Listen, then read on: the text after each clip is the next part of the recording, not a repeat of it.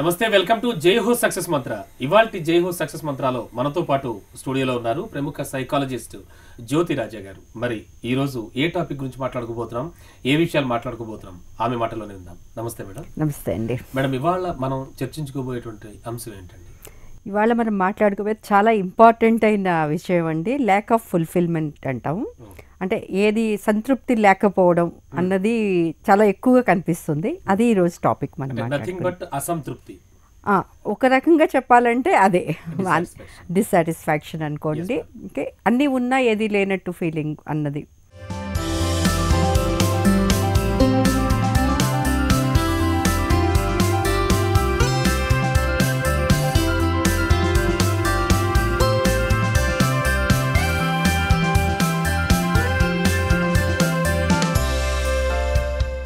మీరు చెప్తున్న టాపిక్ బట్టి చూస్తుంటే కనుక నేటి ఈ ఆధునిక సమాజంలో సొసైటీలో ఎక్కువగా నాకు అన్నీ ఉన్నాయి కానీ ఏదో సంథింగ్ మిస్ అవుతోంది అనే భావన చాలా మందిలో చూస్తాం. కరెక్ట్. అంటే ఈ భావన ఏమిటంటారు? ఎందుకని ఈ మధ్య కాలంలో డెవలప్ అవుతూ వస్తుంది? దీన్ని ఒక రకంగా అసంతృప్తి అనుకోవచ్చా? ఒక రకంగా అసంతృప్తి అనుకోవచ్చు. అంటే ఈ కాలంలో చాలా ఎక్కువగా కనిపిస్తుంది. అంటే దీన్ని నేను రీసెంట్గా ఒక స్టోరీ చదివాను ఒక చోట. ఒక ఇద్దరు స్కూల్ పిల్లలు ఉంటారు. సండే నాడు వాళ్ళు స్కూల్కి హాలిడే అయినా సరే ఒక 3 మేకలు కనిపిస్తాయి వాళ్ళకి స్కూల్లో. సో పిల్లలు ఎప్పుడు నాటీగా ఉంటారు కాబట్టి వాళ్ళు ఏం చేస్తారంటే 1, 2, 4 అని వాటి మీద నెంబర్లు వేసేసి వదిలేస్తారు. నెక్స్ట్ డే స్కూల్ ఓపెన్ అవ్వగానే ఏంటంటే ఈ మేకలు కనిపిస్తుంటే మొత్తం అంతా చాలా మేకలు కనిపించగానే మొత్తం అంతా చెత్తగా అన్నట్టు అందరూ స్కూల్ అయితే ఏదో జరిగింది అని చెప్పి మొత్తం స్కూల్ అంతా కూడా ఆపి క్లాసులు ఆపిన తర్వాత అంతా సెర్చ్ చేస్తే మొత్తానికి 1, 2, 4 ఈ 3 మేకలు కనిపిస్తాయి వాళ్ళకి. ఓకే అండి. కానీ అక్కడ నెంబర్ 3 ఇస్ మిస్సింగ్. మూడోది మిస్సింగ్ అనమాట. సో అదే ఇది మిస్ అయింది కాబట్టి దీనికోసం మనం వెతుకుతాం అని చెప్పి మొత్తం స్కూల్కి హాలిడే డిక్లేర్ చేసి మొత్తం రోజంతా దాని గురించి వెతుకుతుంటే అది ఎక్కడా కనపడదు. ఎందుకు కనిపిస్తుంటే అసలు లేదు కాబట్టి వాళ్ళు నెంబర్ చేసింది కూడా ఏంటంటే మిస్చివస్గా చేయొచ్చు. 1, 2, 4 అని నెంబర్లు వేశారు. వీళ్ళేంట 1, 2, 4 వాళ్ళకి కానీ దొరకలేదు కదా, మూడోది దొరకలేదు కాబట్టి దాని గురించి రోజంతా వెతుకుతారనమాట. ఇది మన లైఫ్కి కూడా అప్లై అవుతుంది. వృధా అయిపోతుంది. మన లైఫ్లో కూడా ఇదే జరుగుతుందండి. మనకి ఏవి ఉన్నాయి అనే కన్నా ఏవి లేదు అన్న దాని మీద ఎక్కువ మనం ఫోకస్ చేస్తాం. దాని గురించే మనం వెతుకుతూ ఉంటాం. సో ఈ స్టోరీలో ఉన్నది కూడా మనలో ఉన్న ప్రతి ఒక్కళ్ళు కూడా దీంట్లో మన స్టోరీలో ఉన్నట్టుగానే ఇందులో ఉంటారు కదా. మనకి సొసైటీలో చూస్తే కనుక అంటే ఒక్కసారి వెనక్కి వెళ్ళి మనం సొసైటీ గురించే మాట్లాడుకుందాం. చాలా మందిని అబ్జర్వ్ చేస్తూ ఉంటాం. చాలా మంచి స్టేటస్ ఉంటుంది, మంచి పొజిషన్ ఉంటుంది, చాలా వాళ్ళకి కావాల్సిన వాళ్ళ అభిరుచికి తగ్గట్టుగా కూడా వాళ్ళ జీవితం ఉంటుంది. అయినప్పటికీ ఏదో వెలితి. అదే దీని గురించి ఏమనుకోవచ్చు? ఇది అంటే ఇది ఏ స్టేజ్లో అయినా సరే ఒక చిన్న పిల్లల్ని వదిలేద్దాం మనం. ఎందుకంటే వాళ్ళకి ఇంకా వాళ్ళకి కూడా ఉండొచ్చేమో, మనం అంత పర్టికులర్. ఒక జాబ్ ఉంది, మీరు జాబ్లో జాయిన్ అవుతారు, మీకు కావాల్సిన జాబ్లో జాయిన్ అవుతారు, మీకు కావాల్సినంత ప్యాకేజ్ ఉంటుంది, అంతా ఉంటుంది. కానీ ఎక్కడో చిన్న వెలితి, నాకు ఇంకా ఏదో తక్కువైందేమో, నాకు ఇంకా మంచి పొజిషన్ రావాలేమో, లేకపోతే ఇంకా నాకు శాలరీ రావాలేమో అని మనం వేరే వాళ్ళతో కంపేర్ చేసుకుంటాం మన ప్యాకేజ్. అలాగే ఇప్పుడు పిల్లలు చదువుకుంటారు, స్టూడెంట్స్ ఉన్నారనుకోండి, వాళ్ళకి మార్క్స్ వస్తాయి, కాలేజ్కి వెళ్తుంటారు, స్కూల్కి వెళ్తుంటారు. ఇదా కాదు, ఇంకోలా ఉండాలి, ఇంకోలా చేయాలి, ఇది కాదు ఈ కాలేజ్ ఇంకా బాగా చదవాలన్న దగ్గర ఏమో నాకు తెలియదు. కానీ నా లైఫ్లో ఇంకేదో మిస్. అంటే చాలామంది పిల్లలు ఏం చెప్తారంటే మిగతా వాళ్ళ పేరెంట్స్ నాకు ఏది రెస్ట్రిక్షన్స్ పెట్టరు వాళ్ళ పిల్లలకి, మీరు నాకు రెస్ట్రిక్షన్ పెడుతున్నారు. మీరు ఎంపీసీలో జాయిన్ చేస్తారనుకోండి, అరే నేను బైపీసీ బైపీసీలో జాయిన్ చేస్తే ఎంఈసీ అంటారు. ఎంఈసీ అంటే సో ఎక్కడ చూసినా మీరు ఏం చేసినా ఈవెన్ మార్క్స్ మీకు 90% వచ్చాయనుకోండి, అరే 90%, 95 వచ్చా, ఓన్లీ 95. ఇది పేరెంట్స్లోనూ ఉంది, పిల్లల్లోనూ ఉంది. ఇది జాబ్ కావచ్చు, రిలేషన్షిప్స్లో మనం ఎక్కువగా చూసే రిలేషన్షిప్లో కూడా మీకు అన్నీ ఉంటాయి, ఇంట్లో అన్ని వసతులు ఉంటాయి, అన్నీ ఉంటాయి, మంచి లైఫ్ ఉంటుంది, హెల్త్ ఉంటుంది, అన్నీ ఉంటాయి, మంచిగా కేర్ చేసే వైఫ్ అండ్ హస్బెండ్ ఉండొచ్చు, పిల్లలు ఉన్నారు. అయినా సరే ఇంకా నా జీవితంలో ఏదో మిస్ అయ్యాను నేను, ఇంకా ఏదో లేదు. ఆ ఏదో అన్న దాంట్లో ఉన్నదాన్ని అక్నాలెడ్జ్ చేయట్లేదు, విన్నదాన్ని అసలు గుర్తించట్లేదు.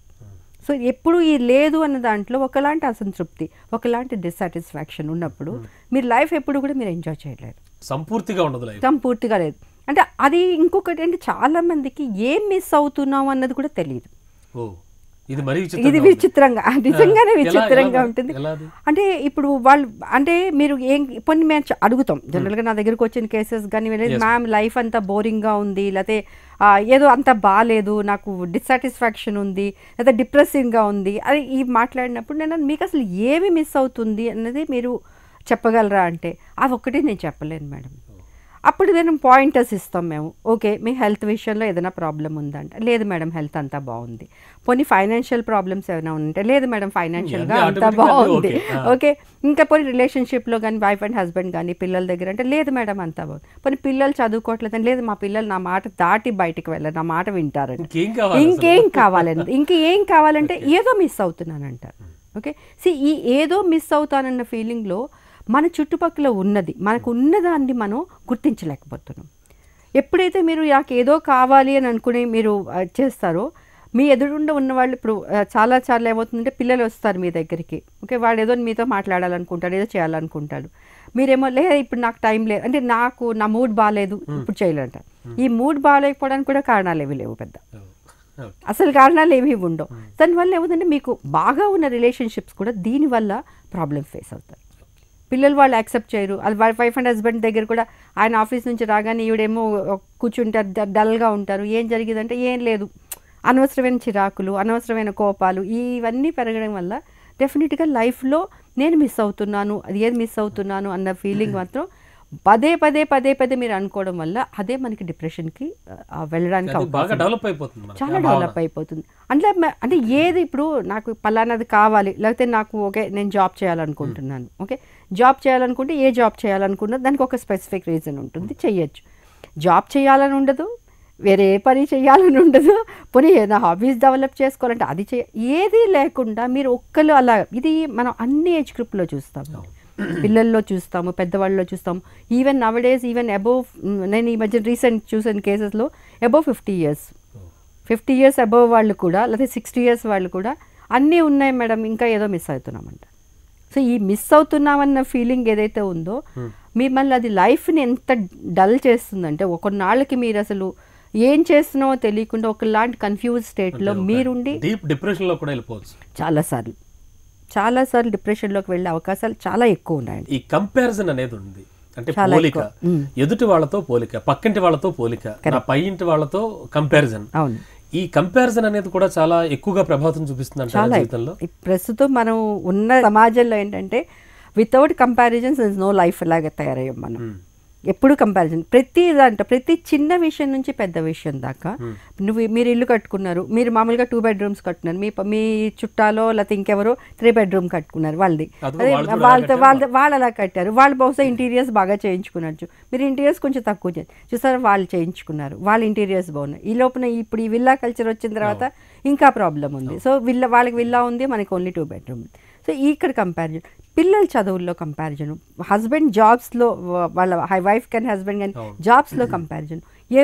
మనం ఎలా బతుకుతున్నాం అంటే నా లైఫ్ని నేను బతకడం కన్నా నేను ఎదుటి వాళ్ళ లైఫ్ని చూస్తూ నేను బతకడం అలవాటు అయిపోయింది. ఇది ఎప్పుడైతే మీరు ఎదుటి వాళ్ళని చూస్తున్నారంటే ఎప్పుడు కూడా ఒకళ్ళు మీ కన్నా మీకైనా ఒక స్టెప్ పైన ఉంటారు, లేదా ఒక స్టెప్ కింద ఉంటారు. మీ కింద ఉన్న వాళ్ళతో మీరు ఎప్పుడు పోల్చుకోరు.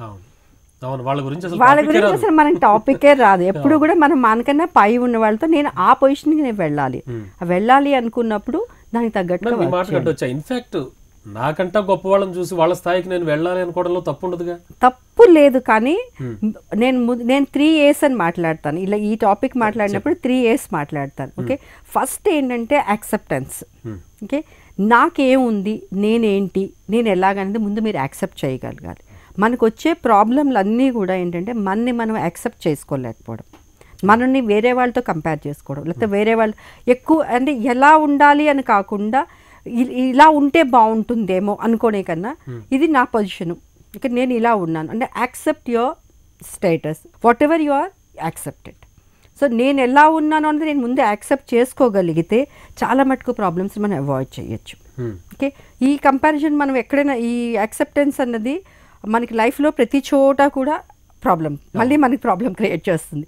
అది మళ్ళీ ఫైనాన్షియల్ స్టేటస్లో వస్తుంది, లేక ఎకనామిక్ స్టేటస్ కానీ, లేకపోతే మీరు వేరే రిలేషన్షిప్స్లో కానీ వాళ్ళు అలా ఉన్నారు, నేను ఇలా ఉన్నాను.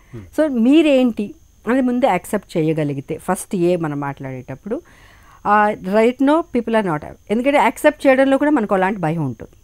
నేను ఎలా అవుతుంది, అలా నథింగ్ బట్ ఈగో. సో ఇలాగే ఉన్నాను అంటే కాదు, ఇంతకన్నా బెటర్గా ఉండాలి. సో ఫస్ట్ ఏం మాట్లాడినప్పుడు accept your self, accept the position. మీరు ఏది ఉందో దాన్ని మిమ్మల్ని మీరు యాక్సెప్ట్ చేసుకోండి, అది చాలా ఇంపార్టెంట్. ఎప్పుడైతే మిమ్మల్ని మీరు యాక్సెప్ట్ చేసుకున్నారో మిగతావన్నీ కూడా చాలా సింపుల్గా, చాలా ఈజీగా మీ లైఫ్ని మీరు ఎంజాయ్ చేయగలరు. మేడం, అంటే డిస్సాటిస్ఫాక్షన్కి సంబంధించి, అంటే మన మెయిన్ టాపిక్లో ఈ టాపిక్కి సంబంధించి మనం అంటే స్టెప్స్ కంపారిజన్ ఒక మెయిన్ ఫ్యాక్టర్ అనుకుంటున్నాం. కరెక్ట్. ఈ పోలిక, ఎదుటి వాళ్ళతో చూసి వాళ్ళకి అది ఉంది నాకు ఇది లేదు అనేటువంటి పోలిక, ఇలాంటి అంటే ఇలాంటి విషయాలు ఎన్ని ఉంటాయంటారు? ఇలాంటి ఫ్యాక్టర్స్ ఎన్ని ఉంటాయి డిస్సాటిస్ఫాక్షన్ సంబంధించి? చాలా చాలా ఉంటాయండి. చాలా అంటే మొదలు మనం కంపారిజన్ గురించి మాట్లాడుకున్నాము. రెండోది ఏంటంటే ఇక్కడ కంపారిజన్ లేనప్పుడు ఏంటంటే then what we talk about is actually అంటే నా పొజిషన్ ఏంటి అన్నది. ఓకే, రియాలిటీ అంటాం మనం. అది మనం లివింగ్ ఇన్ ఫ్యాంటసీ. మనకి ఇప్పుడు ఏంటంటే రియాలిటీలో బతకకుండా మనం ఫ్యాంటసీలో బతుకుతాం. ఎంతవరకు అంటే ఇలా ఉంటే బాగుంటుందేమో, ఇలా చేస్తే బాగుంటుందేమో, నేను అంటే మనం మాట్లాడతాం కదా, నేను బయటికి వెళ్ళిపోవాలి, నేను యుఎస్ వెళ్ళిపోవాలి. ఒకవేళ ఒక పిల్లాడు ఉన్నాడు యుఎస్ వెళ్ళిపోవాలి, యుఎస్ వెళ్ళడానికి నీ కెపాసిటీ ఉందా, నువ్వు అందులో చదువుతావా, నీకు అన్ని మార్క్స్ వస్తున్నాయా, ఓకే, నువ్వు చెయ్యగలవా, ఇది ఒకటి. సో రియాలిటీకి దగ్గరగా ఉండకపోవడం అన్నది మనకి ఇంకొక రీజన్ కింద కనిపిస్తుంది. ఎప్పుడు కూడా రియాలిటీ కూడా ఒక మెయిన్ ఫ్యాక్టర్, చాలా చాలా ఇంపార్టెంట్. ఇప్పుడు అందుకే మనం ప్రస్తుతం చూస్తున్న సమాజంలో ఏంటంటే చాలా మంది రియాలిటీకి దూరంగానే బతుకుతున్నారు. రెండోది ప్రాక్టికల్గా ఉండడం అన్నది, నేను ఎంతవరకు ప్రాక్టికాలిటీ అన్నది టోటల్లీ మిస్సింగ్. నేను చేసేస్తాను, నేను అయిపోతుంది, నో ప్రాబ్లం అనుకుంటూ జీవితం అంటే వాళ్ళకి కెపాసిటీ లేకపోయినా కూడా మీ ఎబిలిటీస్ అంటే మీ ఎబిలిటీస్ మీకు తెలుసా లేదా, మీ ఎబిలిటీస్ తగ్గట్టుగా మీరు ఉన్నారా లేదా, ఇది మీరు గుర్తుంచుకోవాలి. సో మనం ల్యాక్ ఆఫ్ రియాలిటీ అవ్వచ్చు, ఇట్ కెన్ ప్రాక్టికల్గా లేకపోవడం, ఓకే, ఒక ఫ్యాంటసైజ్డ్ సిచ్యువేషన్లో ఉండడం, ఒక ఫ్యాంటసీలో ఉండడం, ఫ్యూచరిస్టిక్, టూ మచ్ ఫ్యూచరిస్టిక్గా ఉండడం. అంటే ఫ్యూచర్లో అతిశయం అంటే లేదు, నాకు ఇలా జరిగిపోతుంది, నేను ఫ్యూచర్లో నేను బ్రహ్మాండంగా అయిపోతాను, అదేదో మన సినిమాలో చూసినట్టుగా నేను కింగ్ అయిపోతాను అని ఉన్నట్టుగా ఇప్పుడు కూడా ఏంటంటే నేను ఫ్యూచర్లో నాకు చాలా బాగుంటుంది, ఫ్యూచర్లోనే బతుకుతాం, ఫ్యూచర్లో నేను బ్రహ్మాండంగా చేస్తాను. బట్ ఫ్యూచర్లో బ్రహ్మాండంగా బతకాలి, బాగుండాలి అంటే ఇప్పుడు బాగుండాలి కదా, బాగా చేయలేదు. సో ఇప్పుడు మనం మాట్లాడుకున్నప్పుడు ఫుల్ఫిల్మెంట్ లేనప్పుడు ఏంటంటే ఫ్యూచర్లో చేస్తాను కానీ ప్రెసెంట్లో లేదు, కాబట్టి ఎప్పుడు మీకు ఒక డిసాటిస్ఫాక్షన్ ఉంది డెఫినెట్గా, ఎందుకంటే ఆ గోల్ రీచ్ అవ్వలేం కాబట్టి. సో మనం మాట్లాడుకునేటప్పుడు రియాలిటీ కావచ్చు, ప్రాక్టికాలిటీ కావచ్చు, మన ఉన్న రిసోర్సెస్, ఇప్పుడు ఇంకొకటి మాట్లాడుకుంటే మనకున్న రిసోర్సెస్ ఏంటి, ఎంతవరకు నేను చేయగలను, నాకున్న రిసోర్సెస్ ఎలా, అది కూడా చూసుకోవాలి. ఆ రిసోర్సెస్ ఎప్పుడైతే మీరు చూసుకోలేదో, అంటే రిసోర్సెస్ గురించి మాట్లాడినప్పుడు జనరల్గా నేను ఈ మధ్యన చాలా కేసెస్ మంది పిల్లలు వస్తారు నా దగ్గరికి, ఏం చేస్తావని అంటారు. ఒక ఇంటర్మీడియట్ స్టూడెంట్ ఏం చేస్తావంటే నేను యుఎస్ వెళ్ళిపోతాను మేడం అంటాడు. ఓకే, యుఎస్ వెళ్తా, ఓకే వెరీ గుడ్, ఏం చేస్తావు, ఎంతవరకు నువ్వు ఎఫర్ట్ పెడుతున్నావు అంటే నేనేం పెద్ద ఎఫర్ట్ పెట్టక్కర్లేదు మేడం, మా నాన్న దగ్గర డబ్బులు ఉన్నాయి.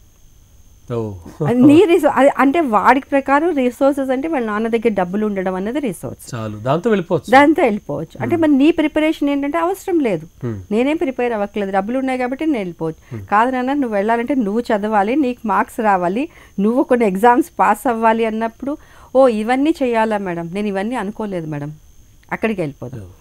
నీకున్న రిసోర్సెస్ ఏంటి అని చూసుకోనప్పుడు ఇది మనం జనరల్గా పిల్లల్లో చూసేది, అలాగే పెద్దవాళ్ళలో చూసినప్పుడు కూడా ఇదే ప్రాబ్లం వస్తుంది. అంటే నా ఎంతవరకు నేను చేయగలను, నాకున్న రిసోర్సెస్ ఏంటి. చాలా మందికి వెళ్ళిపోయి బయటికి వెళ్ళి ఉద్యోగాలు చేసేయాలి, లేకపోతే ఇంకేదో చేసేయాలి, లేకపోతే నేను ఏంటి బిజినెస్ పెట్టాలి, ఈ మధ్య చాలా ఎక్కువ మంది బిజినెస్, నా ఓన్ బిజినెస్ పెట్టాలి. కానీ నీకున్న రిసోర్సెస్ ఏంటి, నీకున్న కెపాసిటీ చేయగలవా, నువ్వు అంత టైం నువ్వు కమిట్మెంట్ ఇవ్వగలవా. సో ఇది కూడా మనకి ఇంకొక అంటే మ్యామ్ మీరు స్టూడెంట్స్ గురించి కూడా చెప్తున్నారు, అంటే ఈ ఏజ్ ఫ్యాక్టర్ ఏమైనా ఎక్కువగా ఉంటుందంటారా ఈ విషయంలో డిస్సాటిస్ఫాక్షన్ ఉన్నప్పుడు? ఒకటి టీనేజ్, టిపికల్గా టీనేజ్ అంటే అందుకే చిన్నపిల్లలకి అంత తెలియదు వాళ్ళకి, అది అయిదా ఉందా లేదా అంతే. టీనేజ్కి వచ్చేటప్పటికి ఏంటంటే మనకి కంపారిజన్స్ అనేవి ఎక్కువ కనిపిస్తాయి, ఐడెంటిటీ క్రైసిస్ అనేది ఎక్కువ కనిపిస్తుంది, ఎందుకంటే మనని వేరే వాళ్ళతో కంపేర్ చేసుకుంటాం.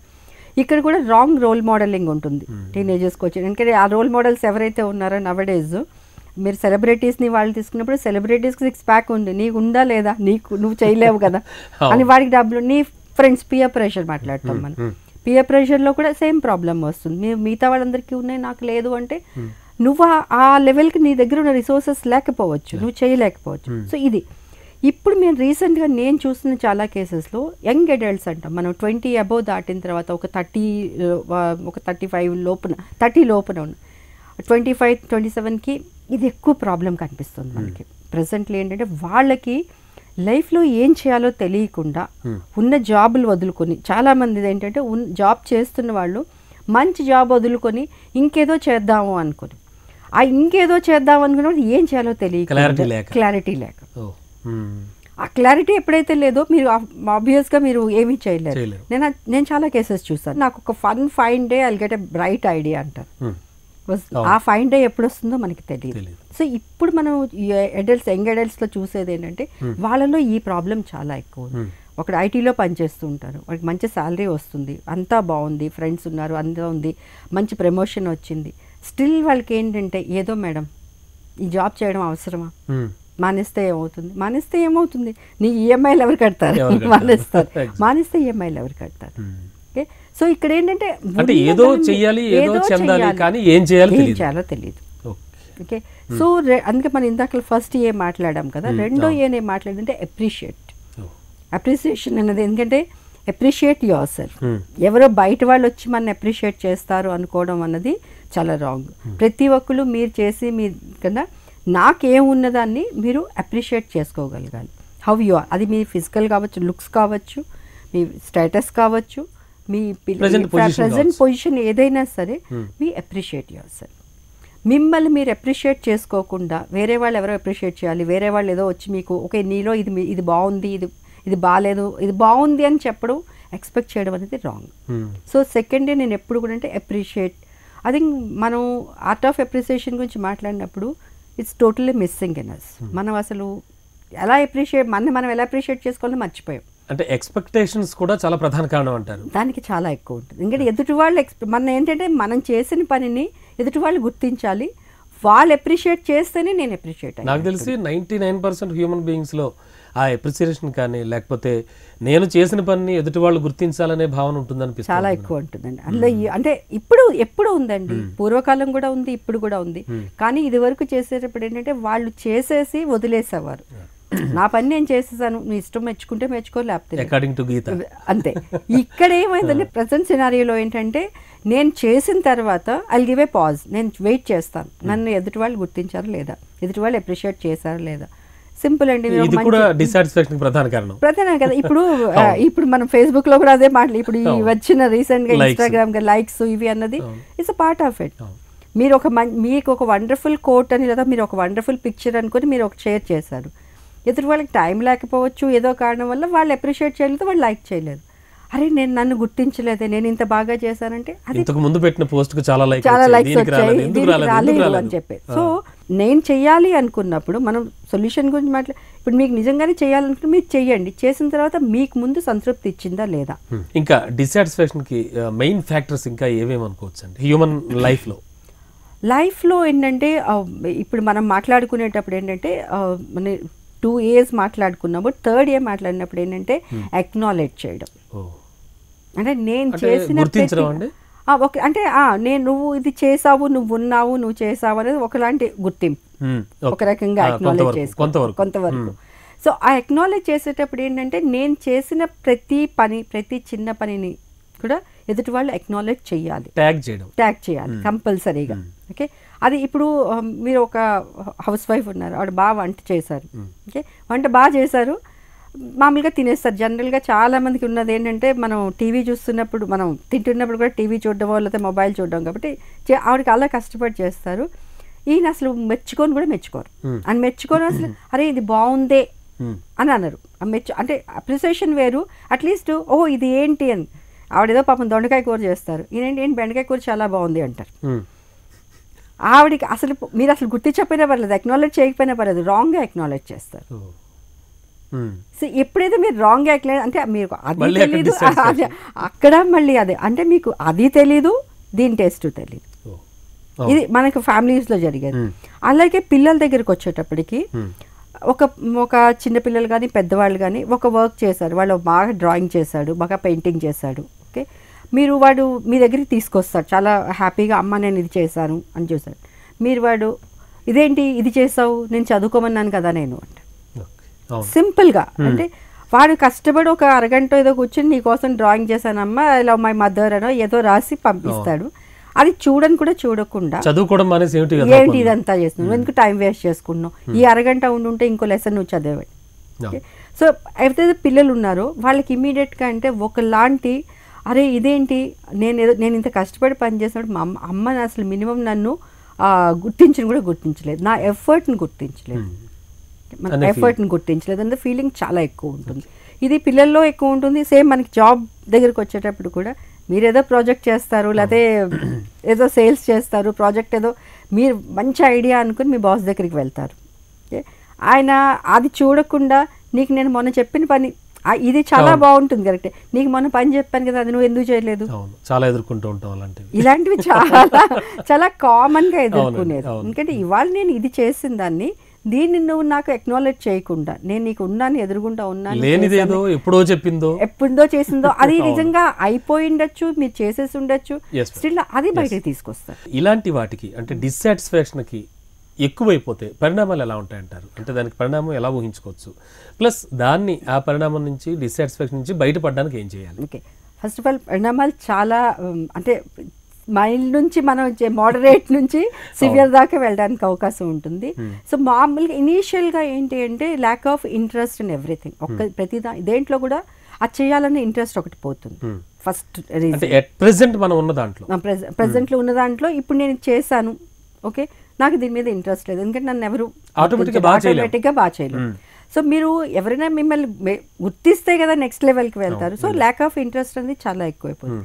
దీనికి మీకు హెల్త్ మీద డైరెక్ట్గా ఫిజికల్ హెల్త్ మీద మెంటల్ హెల్త్ మీద చాలా ఎఫెక్ట్ పడుతుంది. ఫిజికల్ హెల్త్ అంటే మీరు తినకపోవడం కానీ మీ మీద పర్సనల్ కేర్ కానీ ఇవి కూడా పోతాయి. ఫిజికల్ కేర్ చాలా మీకు కనిపిస్తూ ఉంటుంది వాళ్ళకి, ఎందుకంటే ఎందుకు నేను ఏం చేస్తున్నా సరే ఎవరు గుర్తించరు, నేను ఎలా ఉన్నా కూడా ఎవరు గుర్తించట్లేదు, సరే వదిలేద్దాం అది ఉంటుంది. అండ్ మెంటల్ హెల్త్ ఏంటంటే you'll be disturbed all the time, చాలా కన్ఫ్యూజ్డ్గా రకరకాల ఆలోచనలు వచ్చి ఈ ఆలోచన it's more of negative thinking. పాజిటివ్గా కాకుండా నెగిటివ్ వచ్చి అది మీకు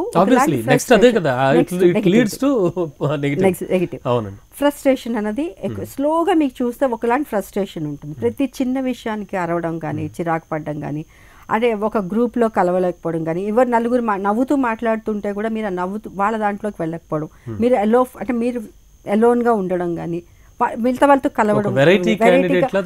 ఇప్పుడు అందరూ నవ్వుతూ ఉంటారు, వీళ్ళొక్కరు విడిగా సెపరేట్గా ఉంటారు, ఫీలింగ్ ఉంటుంది. సో ఎందుకంటే ఏమో నేను వాళ్ళతో సెట్ అవ్వలేను. సో మీరు విత్డ్రాల్ సిమ్టమ్స్ అంటే మనం టోటల్గా మీరు ఆ దీంట్లోంచి గ్రూప్లోంచి బయటకు వచ్చేస్తారు. ఒక ఇంకొకటి డినైల్ మోడ్ అంటాం మనం, అంటే ఎవరు ఏం చెప్పినా కూడా నేను వినను, ఏం చేస్తే బెటర్ క్లుప్తంగా. ఓకే, సో మెయిన్ చేయాల్సింది ఏంటంటే ఫస్ట్ ఆఫ్ ఆల్ మనం చేయాల్సింది మీకు ఏదైతే ఉందో దాన్ని మీరు ముందు గుర్తించండి. ఓకే, నేను నా లైఫ్ బాగుంది అంటే చదువుకునే స్టూడెంట్స్ దగ్గర నుంచి మొత్తం అందరికీ వర్తిస్తుంది. ఇప్పుడు 70% వచ్చిన పిల్లాడికి 70% అంటే వాడి ప్రకారం 70%. మేబీ మీరు ఒక మోటివేట్ చేస్తే నేను 80కి వెళ్ళొచ్చేమో, కానీ సడన్గా 100%కి వెళ్ళడం కష్టం. సో ముందు మీకు ఏదైతే ఉందో దాన్ని మీరు అక్నాలెడ్జ్ చేయండి, దాన్ని గుర్తించండి. ఎస్ నువ్వు ఇది కరెక్టే, ఇది నాకు ఇన్ని రిసోర్సెస్. మెయిన్లీ నేను మాట్లాడేది ఫ్యామిలీస్ గురించి మాట్లాడతాను, ఎందుకంటే వాళ్ళు కనుక ఇప్పుడు వైఫ్ అండ్ హస్బెండ్ కనుక అది నాకున్నదాన్ని మనం గుర్తించి దాంతో సంతృప్తి చెందకపోతే మొత్తం ఫ్యామిలీ అంతా కూడా డిస్టర్బ్ అవుతుంది. సో మీకు ఉన్నదాంతో సంతృప్తి అది ముందు కావాల్సింది. ఓకే, ఏది మిస్ అవుతుంది, ఇంకొకటి ఏంటంటే ఏది మిస్ అవుతానో క్లారిటీ ఉండాలి. ఆ క్లారిటీ ఉన్నప్పుడు దాన్ని నేను ఎలా సాధించగలను ఎలా సాధించగలిగినప్పుడు మీరు కొంచెం ఆలోచించుకోగలిగితే, మరి ఓవర్ థింకింగ్ కాకుండా థింక్ చేసి దీన్ని నేను సాధించాలంటే నేను ఏం చేయగలను, వై లైక్ దిస్ అని మనం ఎప్పుడు కూడా ఏంటంటే నాకు ఎందుకే జరుగుతుందనే కాకుండా వాట్ ఐ కెన్ డూ, ఎందుకు అలా జరిగింది అంటే ఓకే నేను ఏం చేయగలను దీంట్లో. ఓకే, ఆ ఏం చేయగలను అన్నప్పుడు దేర్ ఆర్ మెథడ్స్ ఉండొచ్చు. మేబీ మీరు మీ లైఫ్ స్టైల్ని కొంచెం మార్చుకోగలిగితే, మీ సరౌండింగ్స్ని మీ కంఫర్ట్ జోన్ని కొంచెం వైడెన్ చేసుకోగలిగితే చాలా మటుకు ప్రాబ్లమ్స్ని సాల్వ్ చేయొచ్చు హ్యాపీగా. అంటే మీకున్న దాంతో మీరు సంతృప్తి చెంది లైఫ్ లీడ్ చేయొచ్చు. రైట్ మ్యామ్, డిస్సాటిస్ఫాక్షన్ నుంచి బయటపడడానికి ఏం చేయాలనేవి చాలా చక్కగా వివరించారు. థ్యాంక్ యూ సో మచ్ అండి స్టూడియోకి వచ్చినందుకు. థ్యాంక్ యూ అండి. Thank you.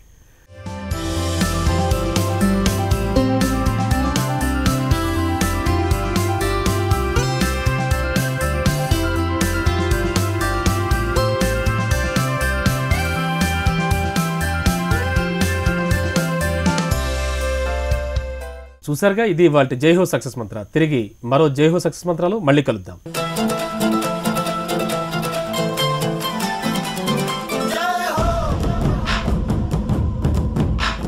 ఉపన్యాస కళలో మీరు నిష్ణాతులు అవ్వాలనుకుంటున్నారా? అయితే మీ కొరకే వక్త. వివరాల కోసం సంప్రదించాల్సిన ఫోన్ నంబర్ 9553586062.